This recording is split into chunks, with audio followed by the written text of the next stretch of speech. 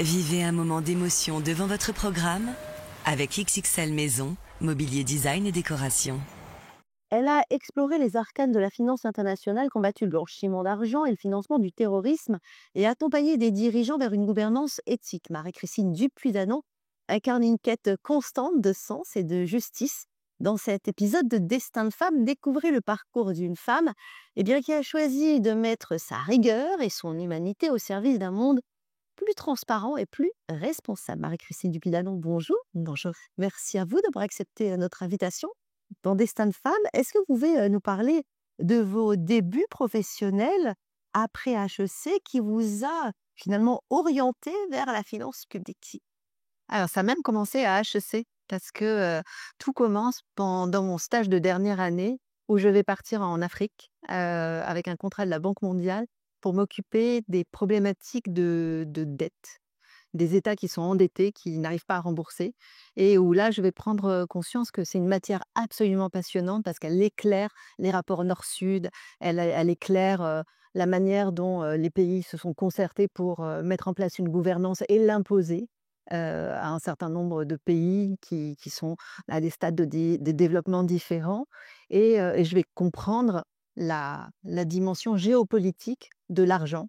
Et c'est ça qui va m'intéresser. Et en même temps, je suis encore à l'école quand un intervenant vient faire une conférence sur les mafias en disant l'argent de la drogue, ça représente des milliards qui sont injectés dans le système financier international. J'aimerais bien que quelqu'un soit motivé pour m'aider à comprendre comment ça fonctionne, C'est contre la mafia. à comprendre ce que devient cet argent. Oui. Et je lui dis, bah, moi, je suis volontaire. Et c'est comme ça que j'ai commencé à faire du conseil au gouvernement, parce qu'après j'ai été recrutée, j'ai fait ça pendant une dizaine d'années, sur les renégociations de dettes, mais aussi les programmes de privatisation. Et la nuit, j'écrivais sur ce que devient l'argent aux mains des organisations criminelles. L'argent des grands trafics, l'argent du trafic de stupéfiants. J'ai fait un premier livre, puis un deuxième livre sur comment il était blanchi, et j'ai été recrutée par les Nations Unies. Alors justement, cette expérience aux Nations Unies, où vous avez travaillé contre la drogue, contre le crime, est-ce que ça a façonné votre vision de la criminalité financière? Alors, ma vision de la criminalité financière était forgée précédemment, parce que j'avais réfléchi à ce que c'était que de créer de la valeur ajoutée criminelle et comment elle était intégrée à l'économie internationale et à la finance internationale. En revanche, aux Nations Unies, j'arrive et j'ai une vision financière de la criminalité financière. Et je vais découvrir une matière qui n'avait pas du tout, à laquelle j'avais pas du tout été confrontée, qui était le droit et le droit international. Et je vais comprendre à ce moment-là, enfin, ce que tout le monde pourrait comprendre facilement, hein, c'est pas un exploit, mais là, je vais vraiment mesurer à quel point il est nécessaire d'avoir un socle juridique commun, donc des conventions internationales sous l'égide des Nations Unies, qui vont être des instruments que tous les pays vont devoir transcrire dans leur droit interne, dans leur langue, appliquer, mettre en œuvre, et à quel point c'est ce socle-là qui permet de faire une chose essentielle, c'est de faire en sorte que les droits se parlent, de travailler ensemble. Et quand on a affaire à des mécanismes de criminalité qui sont transnationaux, donc qui vont impliquer beaucoup de pays différents, il faut des mécanismes de coopération internationale qui le soient aussi. Oui, oui. Et quelles leçons justement vous avez tirées de vos missions d'évaluation des dispositifs anti-blanchiment dans les différents pays? Un principe de réalité, cette base juridique, c'est le socle, c'est la pierre angulaire. Mais après, tout est dans l'art d'exécution.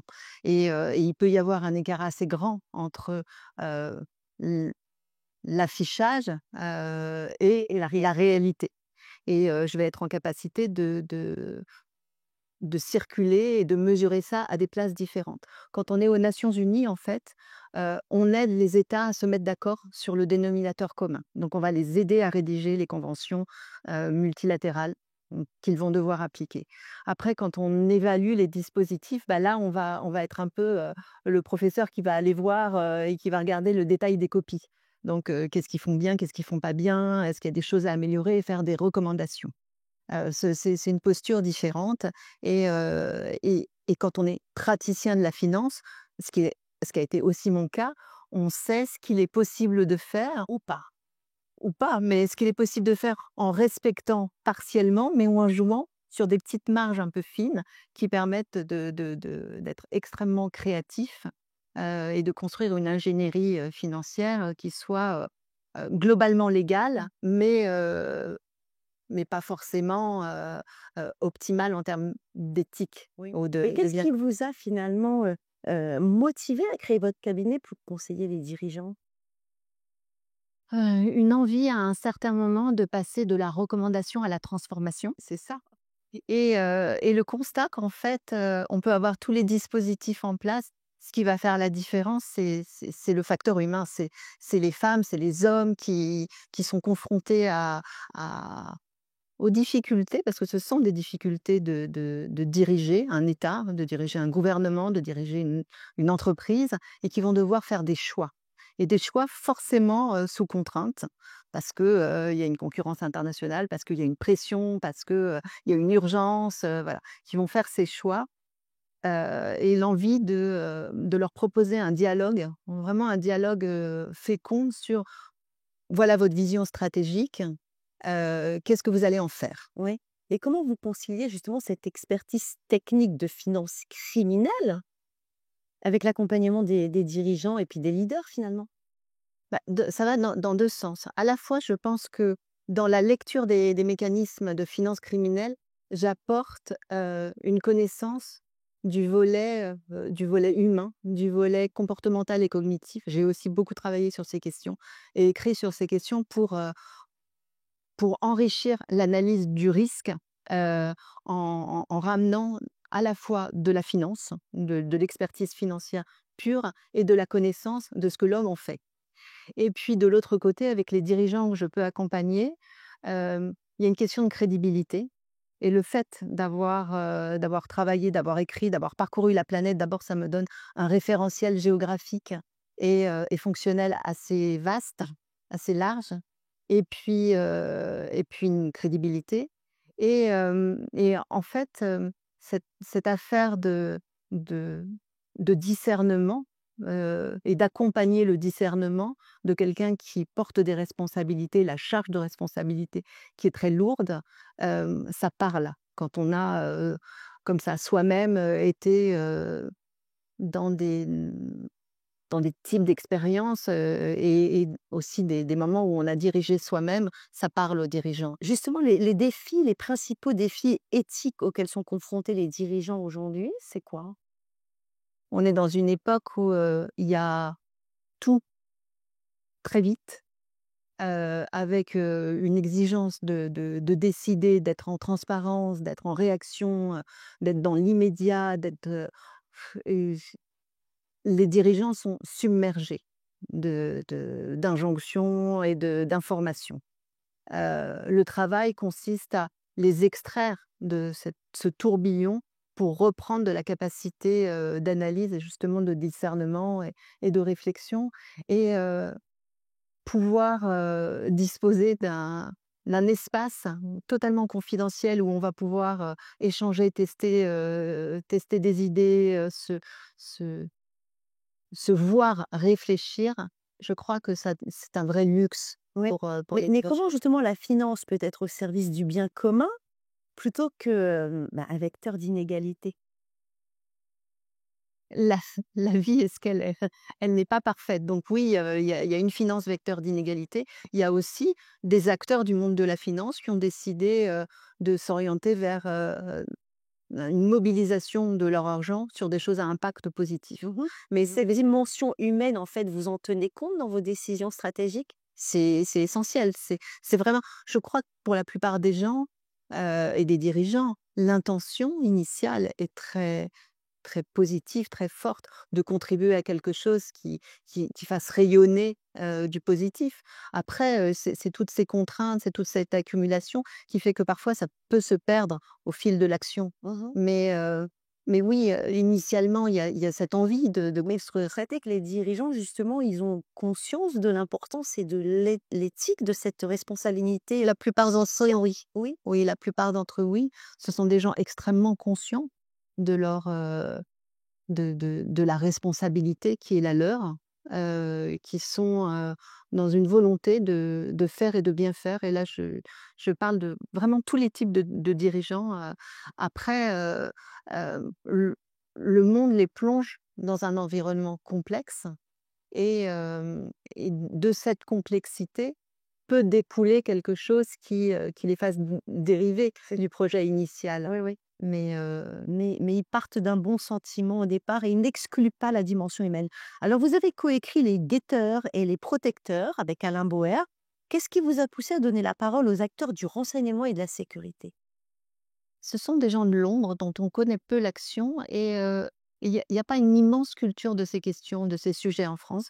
Beaucoup de Français ont une opinion sur la sécurité ou sur la guerre, enfin surtout depuis qu'elle s'est réinvitée dans la vie quotidienne des Français, mais sans en connaître vraiment, ni l'organisation ni le fonctionnement et il y avait cette proposition qui a été faite à ceux qui ont dirigé les services de renseignement français et les anciens directeurs généraux de la gendarmerie nationale d'expliquer quel était le cœur de leur, mission et comment, est-ce que les événements et là on est dans la décennie 2010 donc avec la vague d'attentats terroristes, qui a frappé la France, comment est-ce que leur mission, hem s'impose, pour prendre, des décisions qui soient au bénéfice de l'organisation qu'ils dirigent, mais aussi, de la France. Oui, oui, oui. Mais justement, quels enseignements pour le grand public? Je crois que ce sont 2 livres, ce sont des livres d'entretien. Donc la parole est donnée à ces protagonistes et d'ailleurs chacun a relu son texte et chaque texte porte sa manière de parler, sa sémantique, sa tournure de phrase et c'est intéressant de ramener les choses à hauteur d'homme et de voir comment les décisions sont prises, quelle relation avec le chef de l'État, quelle vision, des quelle anticipation des risques, quelle vision des périls stratégiques pour la France et la leur et ce qu'ils ont essayé de mettre en place, ce qu'ils ont réussi à mettre en place et les missions qui demeurent et puis c'est aussi, l'introduction d'une réflexion sur où est-ce qu'on place le curseur entre sécurité et liberté, qui est un thème éternel, dans nos démocraties. Est-ce qu'il y a eu des figures féminines qui vous ont inspiré? Oui, il y a toujours des grandes figures féminines, mais je sais pas, peut-être sens de la juste proportion des choses. Je me suis jamais confrontée à des figures immenses. Heu, Adolescente, j'avais envie de découvrir la planète, mais littéralement. Donc je rêvais de prendre l'avion et de voyager, ce que j'ai peu fait dans mes années d'adolescence parce que c'était pas voilà et ce que j'ai beaucoup fait dans mes années d'adulte. Donc toutes les exploratrices me faisaient rêver. Après, installée dans une vie d'adulte, j'ai beaucoup de respect pour les femmes qui font un peu dans l'ombre. Comme Qui vous? oui, alors très modestement, très vraiment très modestement, mais qui font, voilà. La vie de femme, on a beaucoup de charges qui s'imposent à nous, Ouais. on grandit avec. Et vous, vie de femme, justement, projet professionnel et vie personnelle? Comme beaucoup d'entre nous, j'imagine, j'ai essayé de faire de mon mieux.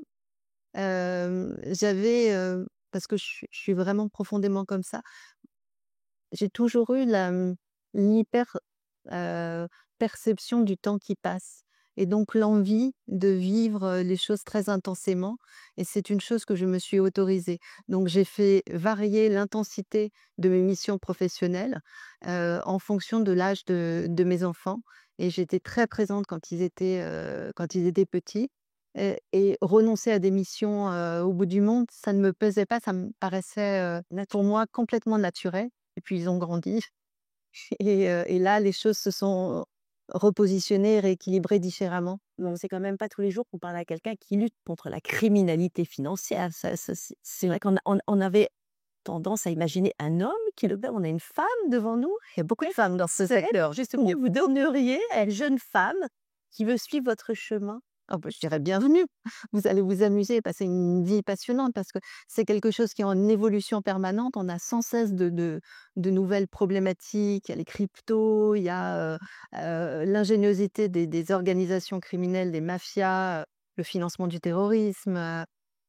toute la gouvernance financière, c'est une matière vivante et donc vous allez passer une vie, à étudier, à apprendre, à contribuer, à réfléchir, à partager et welcome et bosser beaucoup parce que, dans la vie, tout passe par le travail et tout passe par l'énergie qu'on met dans les choses. Et aujourd'hui, il y a une vraie évolution justement dans cette lutte. Vous trouvez qu'il y a du chemin qui a été parcouru déjà?